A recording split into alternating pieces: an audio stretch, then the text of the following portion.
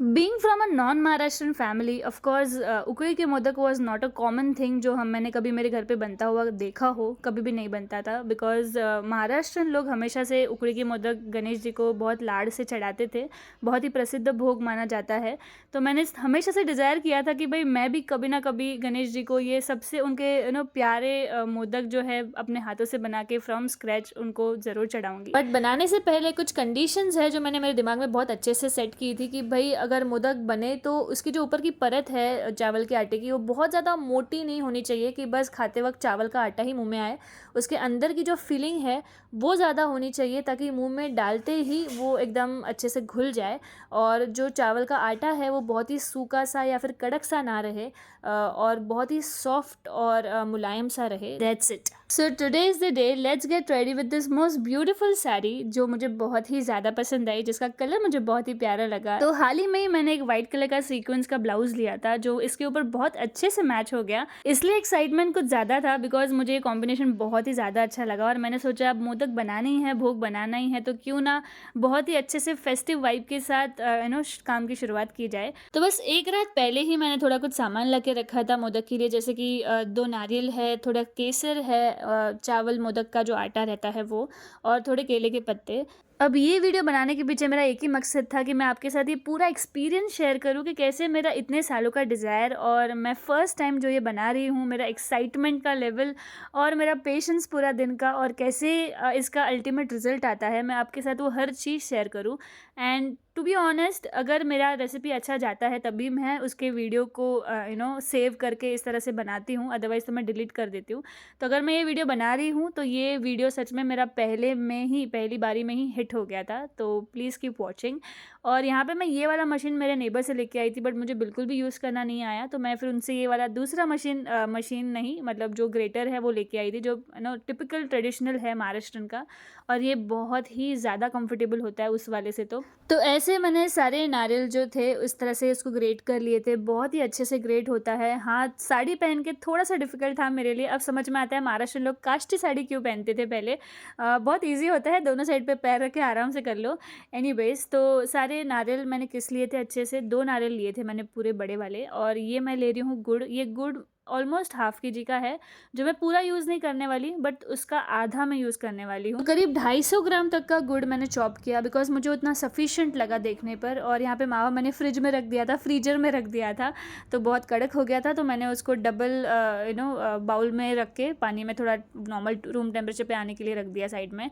तब तक के लिए यहाँ पे जायफल जो है वो मैं किस रही थी, और थोड़ा इलायची मैं कूट के रख रही थी साइड में, ताकि मुझे वो जो सारण है, जो मराठी में बोलते हैं, जो उसका हम लोग का अंदर का स्वीट बनाना है, उसके लिए हमें काम आ जाए। यहाँ पे मावा थोड़ा सा रूम टेम्परेचर में आ गया था, तो मैंने इसको भी चॉप कर लिया। अब ये 3 मोटी मोटी चीज़ें हैं जिससे हम अंदर का जो फिलिंग है वो तैयार करने वाले हैं। तो 2 कोकोनट बड़े वाले, 200 ग्राम गुड़ और 150 ग्राम मावा। तो ये सब तैयारी करके अब मैंने गैस पे कढ़ाई चढ़ाई है, जिसमें मैंने डाला है 3 से 4 चम्मच घी, और फिर उसमें डाल दिया है मैंने जो खोया मैंने चॉप करके रखा था। तो ये करीबन 150 से 180 ग्राम तक मावा मैंने लिया है, जो खोया बोलते हैं जिसको। उसको अच्छे से मैंने घी में थोड़ी देर के लिए मिलाया, और उसके ऊपर मैंने डाल दिया था गुड़, जो भी गुड़ मैंने चॉप करके रखा था। दोनों को भी बहुत अच्छे से 5 से 10 मिनट तक, जब तक इसकी कंसिस्टेंसी पूरी ऐसे लिक्विड ही ना हो जाए, अपने आप ही गर्म होके पूरा इस तरह से घोलना हो जाए, मैं उसको चलाती गई। हार्डली 5 से 10 मिनट्स के अंदर ये मेरा हो गया था। और इसके ऊपर मैंने डाल दिया इलायची और जो जायफल का पाउडर मैंने क्रश करके रखा था। अब मैं थोड़ा सा टेंस थी कि भाई इतना लिक्विड ही है, कहीं मेरे जो अंदर का जो मिश्रण है वो कहीं लिक्विड ही नहीं हो जाए, बिकॉज थोड़ा गाढ़ा होगा तो ही मैं बना पाऊँगी मोदक। बट लकीली जब मैंने जो 2 बड़े बड़े किसे हुए कोकोनट इसके अंदर डाले, तो इसका जो मिश्रण था वो बहुत ही अच्छा बना। थोड़ा सा नमक डालने बोला मेरी सासू ने, ताकि उसकी मिठास थोड़ी और अच्छे से आ जाए। और मुझे कहीं ना कहीं गुड़ थोड़ा कम लग रहा था, तो मैंने ऊपर से शक्कर डाल दिया था, 1-2 बार और डाला था, क्योंकि स्मेल से बहुत सारी चीज़ें समझ में आती है बनाते वक्त। तो मैं स्मेल के हिसाब से, बिकॉज चख तो सकते नहीं है, भोगा है, अब स्मेल तो क्या है अपने आप ही आती है, तो समझ में आता है कि क्या कम है क्या ज़्यादा है। तो उस हिसाब से मैं चीज़ें अंदर ऐड करती गई। तो बस मोस्टली सब कुछ सही था, बस मैंने 4-5 चम्मच और शक्कर डाल दी थी ऊपर से।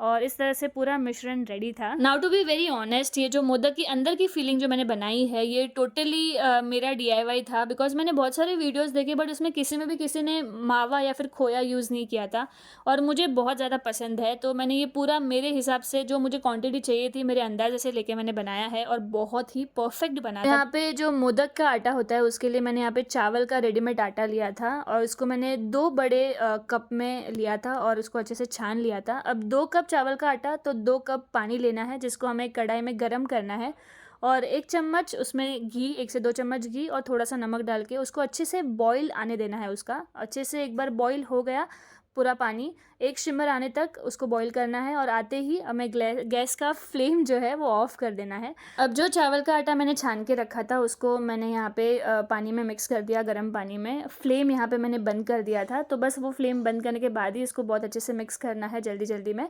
और अच्छे से मिक्स हो जाए पूरी तरह से। फिर इसके ऊपर एक थाली जो है मैंने ढक दी थी और उसको 5 मिनट के लिए रेस्ट करने छोड़ दिया था ताकि उसकी जो वाफ हो, मतलब जो उसका जो स्टीम हो, उससे ये और भी सॉफ्टन हो जाए अंदर ही अंदर।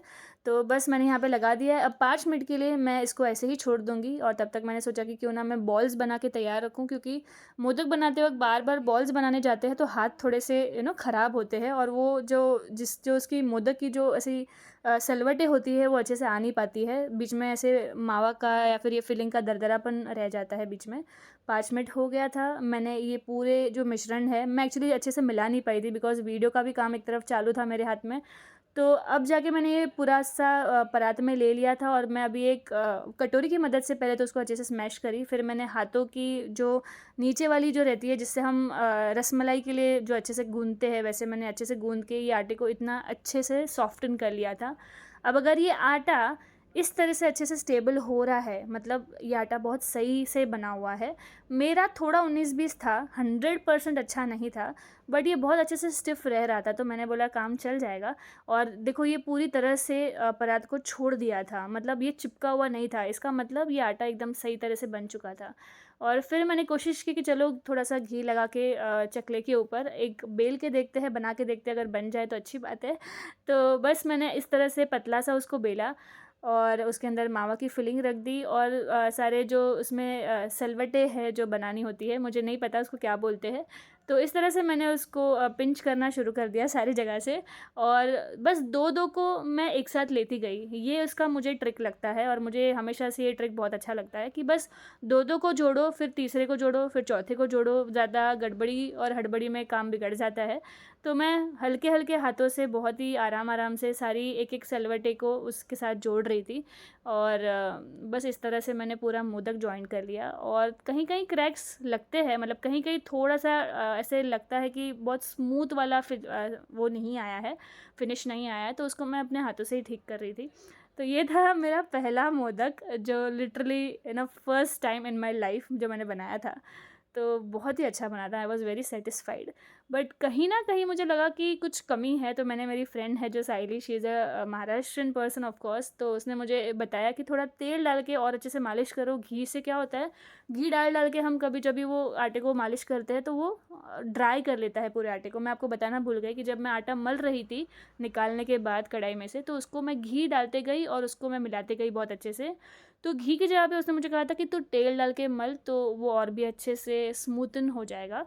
अब यहाँ पे एक प्लेट के ऊपर मैंने केले के पत्ते रख दिए थे, थोड़ा-सा ब्रश कर लिया ऑयल ताकि कोई रिस्क ना रहे चिपकने का और सारे इस तरह से प्लेट के ऊपर जमा लिए थे। अब एक बड़े से कढ़ाई में एक छोटा-सा स्टैंड लगा के उसके ऊपर डिश मैंने रख दी थी ऐसे स्टीम करने के लिए। अच्छे से पानी बॉयल होने के बाद अपना जो केले के पत्ते वाला डिश था मोदक के साथ मैंने अंदर रख दिया। जस्ट फॉर 15 मिनट्स मैंने उसको अच्छे से अंदर रखा था स्टीम होने के लिए। 15 से 18 मिनट के अंदर ये मोदक बहुत ही अच्छे से स्टीम हो चुके थे। So in few minutes I will show you the final look कि ये कैसा बना था। तो कभी भी है ना, जो मोदक का आटा है वो रेडीमेड मिलता है मार्केट में चावल का, वही लेना ज़्यादा अच्छा है, ज़्यादा बेहतर है। तो बस इस तरह से मैंने स्टीम करने लगा दिया था। फिर 15 मिनट के बाद जब मैंने निकाल के देखा तो यार बहुत ही अच्छे से स्टीम हो चुके थे। मतलब बिल्कुल भी आटा-आटा हाथ में चिपक नहीं रहा था और बहुत ही अच्छे से मोदक हो गए थे। एक बार के लिए मैं भी कन्फ्यूज़ हो गई थी कि मैं जानूँ कैसे कि ये हो गया है करके। तो मुझे मेरी फ्रेंड ने बताया कि बस तो उसके ऊपर थोड़ा-सा 15-20 मिनट ही लगते हैं, ज़्यादा नहीं लगते हैं, 15 मिनट में हो जाते हैं। उसके ऊपर तो थोड़ा पानी को ऐसे स्प्रिंकल करना ताकि वो सॉफ्ट हो जाए और बस तो निकाल लेना उसको। और सच में थोड़ी देर के बाद जब मैंने निकाल के रखा, सूखने के बाद वो अपने आप बहुत ही अच्छे दिख रहे थे। अब जितना भी चावल का आटा बचा था, मैंने सारे के सारा उसका मोदक बना के स्टीम करने लगा दिया था। ये मेरा दूसरा बैच था बिकॉज़ मुझे 21 मोदक्स ऑफ़र करने थे भगवान को।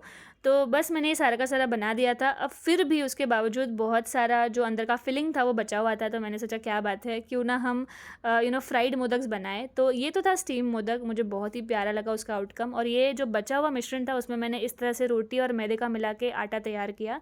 तो पूड़ी की तरह बेल के मैंने थोड़ा थिक वाला उसको इस तरह से मोदक के शेप में तैयार किया। और ये वाला मैं हर साल बनाती आई हूँ, तो मुझे बहुत ही ज़्यादा अच्छा लगता है और ज़्यादा कंफर्टेबल हूँ और थोड़ा स्पीड भी होता है इसमें। तो मैंने शुरुआत हमेशा से ऐसे ही मोदक से की है। अगर आप भी फर्स्ट टाइम ट्राई कर रहे हो तो ये मोदक काफ़ी हैंडी रहते हैं बनाना, बहुत ही कंफर्टेबल भी रहता है और पसंद भी आता है घर में बिकॉज़ थोड़ा क्रिस्पी रहता है अंदर से, थोड़ा स्वीट वाला फ्लेवर रहता है। तो ये थोड़े ऐसे मीठे समोसे वाले फ्लेवर भी आते हैं इसके अंदर, तो ये भी आप ट्राई कर सकते हो बिकॉज़ मैं लास्ट 3-4 साल से यही मोदक बनाती आई हूँ, मैं और मेरे सिस्टर इन लॉ, हमारे इन-लॉज़ के यहाँ पे, मेरे इन-लॉज़ के यहाँ पे। तो बचे हुए ये परफेक्ट 11 रोटी बनी थी, मतलब 11 पूड़ियाँ बनी थी जिसमें मैंने ये फ्राइड मोदक्स बनाए थे, तो 21 ये और 11 ये। तो भगवान ने परफेक्टली बनवा के लिए थे वो नंबर्स। तो ये रहा फाइनल लुक। फ्राइड एंड उकड़ी के मोदक दोनों भी इस तरह से कुछ दिख रहे थे मेरे। कहीं न कहीं मैं बहुत सैटिस्फाइड थी बिकॉज़ पहली बार अगर बीइंग अ नॉन महाराष्ट्रियन अगर आप ऐसा कुछ ट्राई कर रहे हो, तो I was obviously more satisfied. और यहाँ पे मैं पहुँच गई हूँ भगवान के धाम में जहाँ पे भगवान विराजे थे, जहाँ पे मैं उनको ऑफरिंग करने के लिए आई Mommy थी मेरी smile. मदर इन लॉ के साथ। तो कुछ इस तरह से बहुत सुंदर सा माहौल था। श्री राम की मूर्ति थी पंडाल में ऊपर सबसे टॉप पे और बहुत ही सुंदर महल जैसा पंडाल उन्होंने सजाया था, बनाया था, बहुत सुंदर लग रहा था। और बहुत भीड़ थी भक्तों की वहाँ पे because it was almost a second last day, क्योंकि दूसरे दिन तो गणेश जी को विसर्जन करने जाना था। वी वर एक फुली एक्साइटेड, हमारी पूरी फैमिली गणेश जी के पास भोग लगाने के लिए जा रही है and I am thoroughly excited. पूरे दिन का मेहनत कैसे, मतलब बोलते ना, 1 मिनट में सारी थकान छू गई जब गणेश जी के सामने मुझे भोगा का ऑफरिंग करने मिला। मैं बहुत ज़्यादा एक्साइटेड, बहुत ज़्यादा खुश थी और हमने सारे जो मोदक थे वहाँ पे डिस्ट्रीब्यूट किए सारे भक्तों को और बहुत ही सुंदर एक्सपीरियंस था। You must give a try. I hope आपको ये वीडियो और मेरा जो पूरा दिन का जर्नी और एक्सपीरियंस है वो आपको पसंद आया होगा। मुझे शेयर करने में बहुत ज़्यादा अच्छा लगा। Thank you for watching. Radhe Radhe.